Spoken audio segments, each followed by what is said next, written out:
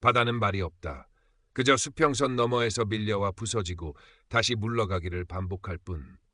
이수연은 2층 창가에 앉아 늦가을의 스산한 속초 바다를 하염없이 바라보았다. 20해 전 남편이 저 바다처럼 푸르던 어느 날 산에서 영영 돌아오지 못한 후로 그녀의 시간은 종종 이렇게 멈춰 서곤 했다. 곧 남편의 20번째 기일이었다. 가슴 한구석이 시큰하게 아려왔다. 창밖 정원에는 남편이 심었던 감나무가 앙상한 가지를 드러내고 있었다. 그이가 떠난 후로 정원을 가꾸는 것은 수연의 유일한 낙이자 그를 기억하는 방식이었다. 하지만 올해는 유난히 마음이 잡히지 않았다. 어젯밤 몰아친 비바람 때문일까. 굵직한 감나무 가지 하나가 힘없이 부러져 마당 한가운데를 가로막고 있었다. 오가는 길목을 떡하니 차지한 모습이 마치 그녀의 답답한 심정을 대변하는 듯했다. 아이고 수연씨, 이게 무슨 일이야. 아침 일찍부터 요란한 목소리가 들려왔다. 동네 반장인 김영옥 할머니였다. 팔순을 바라보는 나이에도 정정한 할머니는 동네 대소사를 셔틀버스처럼 실어 나르는 정보통이었다. 간밤에 바람이 몹시 불더니만 저걸 어쩐다냐. 혼자서는 어림도 없겠는데. 수연은 멋쩍게 웃으며 할머니를 맞았다. 그러게 말이에요. 어디 사람이라도 불러야 할까 봐요. 김할머니는 기다렸다는 듯이 손뼉을 쳤다. 사람 부를 거 뭐 있어. 마침 잘하는 양반이 하나 있는데 일솜씨가 보통이 아니야. 내가 당장 불러줄게. 그렇게 김할머니의 성화에 못 이겨 부르게 된 사람이 강태준이었다. 얼마 지나지 않아 낡은 트럭 한 대가 수연의 집 앞에 멈춰섰다. 트럭에서 내린 남자는 60을 훌쩍 넘긴 듯한 나이에도 다부진 체격을 지니고 있었다. 하지만 오른쪽 다리를 살짝 저는 모습과 햇볕에 그을린 거친 손, 깊게 팬이마 주름에서 고단한 세월의 흔적이 묻어났다. 강태준. 김할머니가 침이 마르게 칭찬하던 그 목수였다. 그는 수연에게 짧게 목례를 하더니 별다른 말 없이 부러진 감나무 가지를 살폈다. 무뚝뚝해 보이는 첫인상이었지만 가지를 다루는 손길은 조심스러웠다. 전기톱 소리가 요란하게 정적을 갈랐고 얼마 지나지 않아 길을 막던 커다란 가지는 잘게 토막나 한쪽에 가지런히 쌓였다. 일단 이렇게 해두면 될 겁니다. 나머지는 천천히 치우시지요. 낮고 무심한 목소리였다. 수연은 고마움에 차라도 한 잔 대접하려 했지만 그는 손사래를 치며 연장부터 챙겼다. 괜찮습니다. 그럼. 그렇게 그는 왔을 때처럼 바람같이 사라졌다. 수연은 그의 뒷모습을 잠시 바라보았다. 어딘지 모르게 깊은 그늘이 드리워진 눈빛, 그 눈빛이 이상하게 마음에 남았다. 강태준은 수연의 단아한 모습과 잘 가꿔진 정원에서 낯선 평온함을 느꼈지만 애써 감정을 숨긴 채 돌아섰다. 그의 마음속에는 아직 아물지 않은 오래된 상처가 웅크리고 있었다. 며칠 뒤 수연이 정원에서 시든 꽃잎을 정리하고 있을 때였다. 대문 앞에 강태준이 서 있었다. 그의 손에는 작은 새집이 들려 있었다. 그때 부러진 가지로 한번 만들어봤습니다. 마땅히 둘 곳이 없어 가져왔는데 혹시 정원에 달아도 괜찮겠습니까? 예상치 못한 방문과 선물에 수연은 잠시 놀랐지만 이내 부드럽게 미소 지었다. 어머나, 이렇게 예쁜 걸 만들어 오셨네요. 물론이죠. 저기 감나무에 달면 좋겠어요. 강태준은 말없이 고개를 끄덕이고는 익숙한 솜씨로 새집을 감나무 가지에 매달았다. 작은 새집 하나가 앙상했던 감나무에 따뜻한 생기를 불어넣는 듯했다. 수연은 이번에는 그를 놓치지 않고 집 안으로 청했다. 따끈한 대추차를 내오자 그는 어색한 듯 찻잔만 만지작거렸다. 손재주가 정말 좋으시네요. 새들이 좋아하겠어요. 그냥 나무 만지는 걸 좋아해서요. 짧은 대화가 오갔지만 그 안에는 서투른 온기가 감돌았다. 그날 이후 수연은 가끔 강태준의 공방 근처를 산책하다가 그를 마주치곤 했다. 그의 공방은 마을에서 조금 떨어진 한적한 곳에 있었다. 창문 너머로 보이는 공방 안은 온갖 연장과 나무들로 가득했지만 묘하게 정돈된 느낌을 주었다. 어느 날 수연은 용기를 내어 공방문을 두드렸다. 강태준은 의외라는 듯 그녀를 맞았지만 싫지 않은 표정이었다. 공방 안은 향긋한 나무 냄새로 가득했다. 그는 자신이 만든 작은 목각 인형이며 짜맞춤 가구들을 보여주었다. 투박한 손으로 어쩌면 저리 섬세한 물건들을 만들어낼 수 있을까? 수연은 그의 작품들 속에서 숨겨진 따뜻함과 삶의 애환을 동시에 느꼈다. 강태준 역시 자신의 공간에 들어와 조용히 작품을 감상하는 수연의 모습에서 낯선 위안을 받았다. 그는 조금씩 마음의 빗장을 풀기 시작했다. 두 사람의 만남이 잦아지면서 수연의 딸 민서에게도 그 소식이 들어갔다. 워킹맘인 민서는 주말에나 겨우 어머니를 찾아뵙곤 했는데 어느 날부터인가 어머니의 얼굴에 희미한 생기가 도는 것을 감지했다. 엄마, 요즘 무슨 좋은 일 있으세요? 수연은 강태준에 대해 조심스럽게 이야기했다. 민서는 어머니의 말에 귀 기울였지만 마음 한구석에는 불안감이 싹 텄다. 20년간 홀로 지내온 어머니가 새로운 관계에서 또다시 상처받을까봐 염려스러웠던 것이다. 그 아저씨 어떤 분이신데요? 엄마, 사람 함부로 믿으면 안 되는 거 알죠? 알아, 민서야. 그냥 좋은 분 같아서. 민서는 더 이상 캐묻지 않았지만 어머니를 향한 걱정스러운 눈빛을 거두지 않았다. 강태준의 아들 지훈 역시 아버지의 변화를 탐탁지 않게 여겼다. 소방관인 지훈은 어린 시절 작업장 화재로 어머니를 잃은 후 아버지와 서먹한 관계를 이어오고 있었다. 아버지가 평생 죄책감에 시달리며 살아온 것을 알기에 안타까웠지만 동시에 그 고통의 그림자가 자신에게도 드리워져 힘든 시간을 보냈던 터였다. 최근 아버지가 다시 공방문을 열고 외출이 잦아지는 것을 보며 지훈은 복잡한 심경을 느꼈다. 혹시라도 아버지가 또 다른 상처를 입거나 혹은 과거를 완전히 잊으려는 것은 아닐까 하는 생각에 냉소적인 반응을 보이곤 했다. 아버지, 요즘 통집에 안 계시네요. 무슨 좋은 일이라도 있으십니까? 지훈의 가시 돋친 말에 강태준은 그저 쓴웃음만 지을 뿐이었다. 아들과의 깊은 골은 좀처럼 메워지지 않았다. 한편 김영욱 할머니의 입을 통해 동네에는 이수연과 강태준의 관계에 대한 소문이 파다하게 퍼지기 시작했다. 수연 씨가 요즘 얼굴이 환해졌더라니 다 이유가 있었구먼.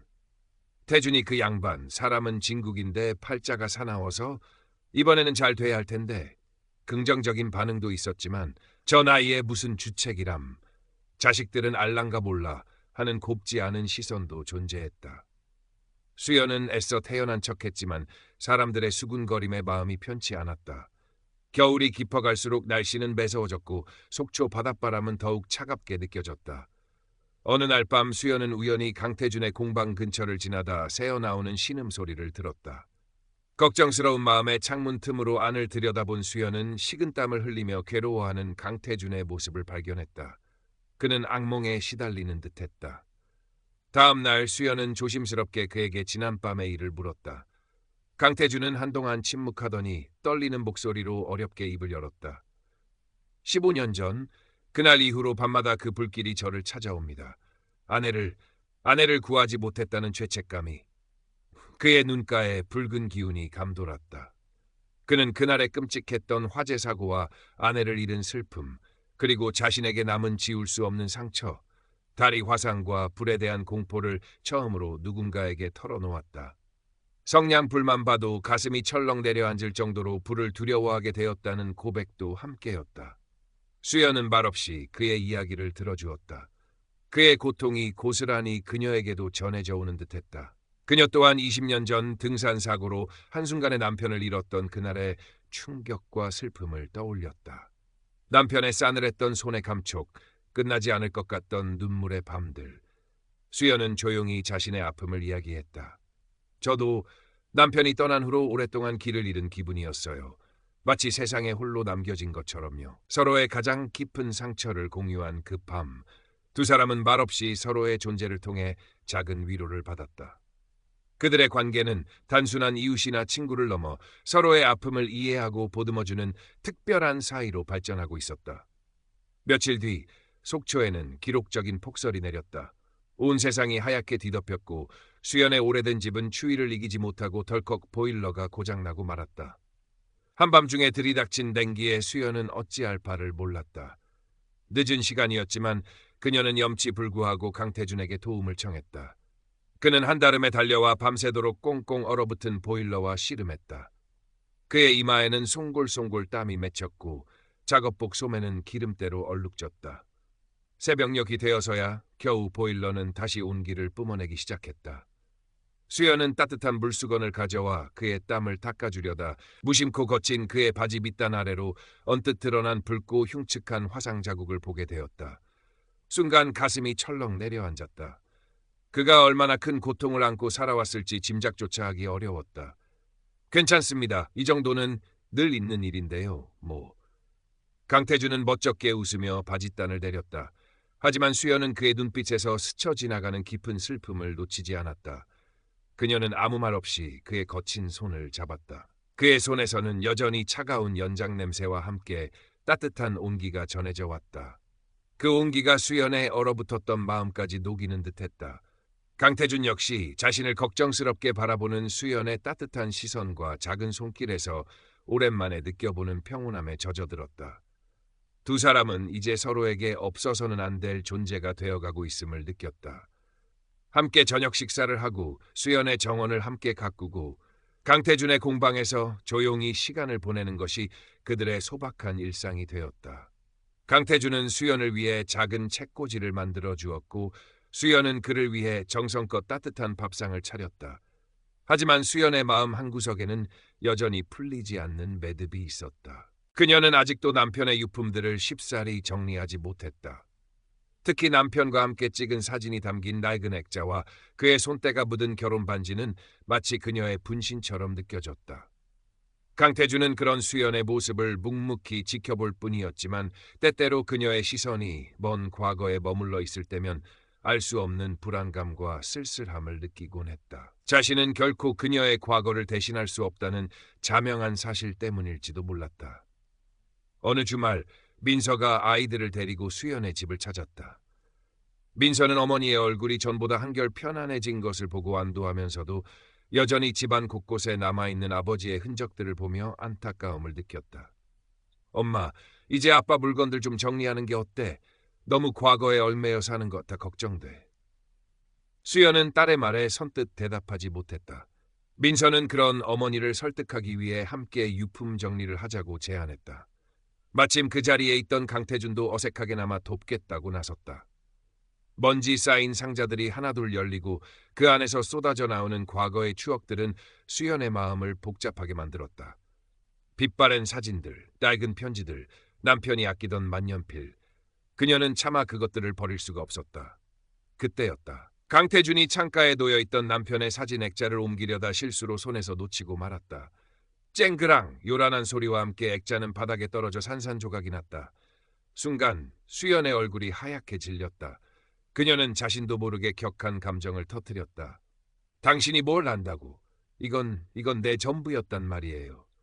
날카로운 외침과 함께 눈물이 쏟아졌다. 과거의 슬픔과 현재의 혼란스러움, 그리고 강태준에 대한 알 수 없는 원망까지 뒤섞여 폭발한 것이었다.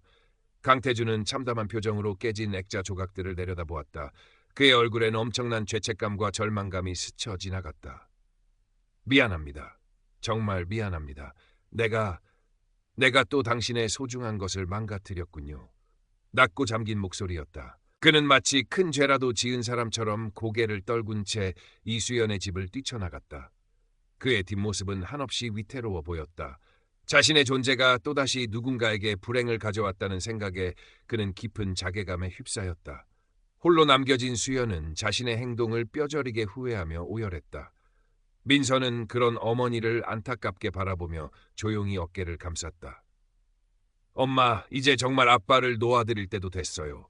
엄마의 행복을 찾으셔야죠. 그 아저씨, 엄마한테 정말 잘해주셨잖아요.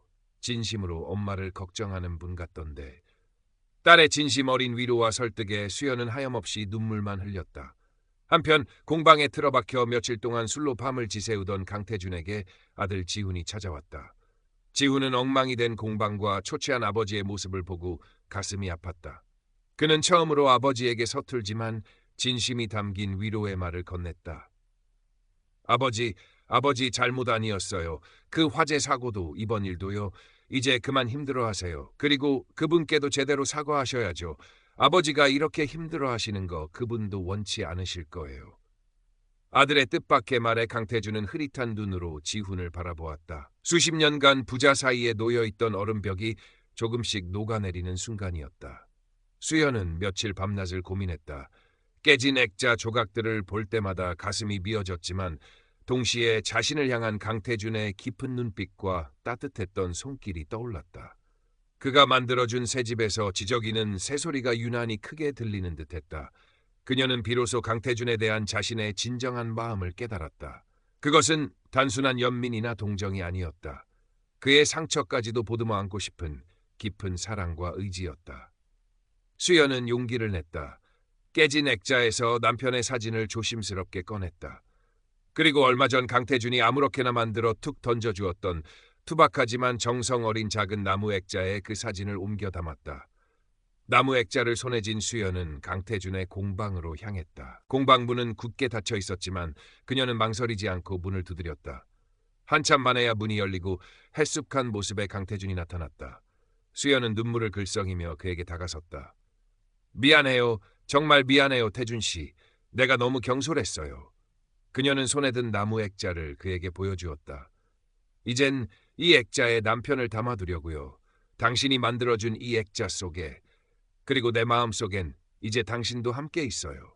당신의 그 무서운 불을 내가 다 잠재워줄 수는 없겠지만 그래도 당신 곁에서 함께 그 밤을 지새워줄 수는 있어요. 수연의 떨리는 고백에 강태준은 아무 말도 하지 못했다. 그저 뜨거운 눈물이 그의 거친 뺨을 타고 하염없이 흘러내릴 뿐이었다. 그는 조용히 수연을 자신의 품으로 끌어당겼다. 두 사람의 그림자가 공방 바닥에 길게 드리워졌다. 오랜 시간 서로의 온기 속에서 그들은 말없이 서로의 상처를 어루만졌다. 시간이 흘러 속초에는 다시 따스한 봄이 찾아왔다. 겨우내 앙상했던 감나무 가지에는 연두빛 새순이 돋아났고 이수연의 정원에는 노란 수선화가 수줍게 고개를 내밀었다. 이수연과 강태준은 나란히 푸른 동해 바다를 따라 천천히 걷고 있었다. 그들의 얼굴에는 지난 겨울의 시련을 이겨낸 평온한 미소가 감돌았다. 두 사람은 정식으로 결혼식을 올리거나 한 집의 살림을 합치지는 않았다. 하지만 서로의 집을 스스럼 없이 오가며 소박한 일상을 함께 나누었다. 아침이면 함께 정원을 가꾸고 오후에는 강태준의 공방에서 그가 나무를 다듬는 모습을 수연이 조용히 지켜보곤 했다.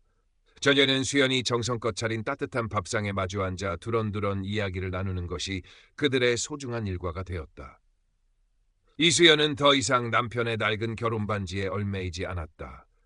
그녀의 손가락은 자유로웠지만 대신 가슴에는 강태준이 투박한 솜씨로 깎아 만든 작은 목련꽃 모양 나무 브로치가 달려 있었다. 그녀의 미소처럼 은은한 향기를 풍기는 듯했다. 강태준은 여전히 가끔 밤에 악몽을 꾸기도 했지만 그럴 때마다 수연은 조용히 그의 등을 토닥여 주었다. 그녀의 따뜻한 손길이 닿으면 그의 거친 숨소리는 어느새 평온한 숨결로 바뀌곤 했다. 그의 얼굴에서 오랫동안 드리워져 있던 깊은 그늘도 한결 옅어져 있었다. 주말이면 민서와 지훈도 각자의 부모님을 찾아와 함께 식사하는 시간이 늘었다. 처음에는 어색함이 감돌기도 했지만 이제는 네 사람이 함께 모여 웃음꽃을 피우는 모습이 자연스러워졌다.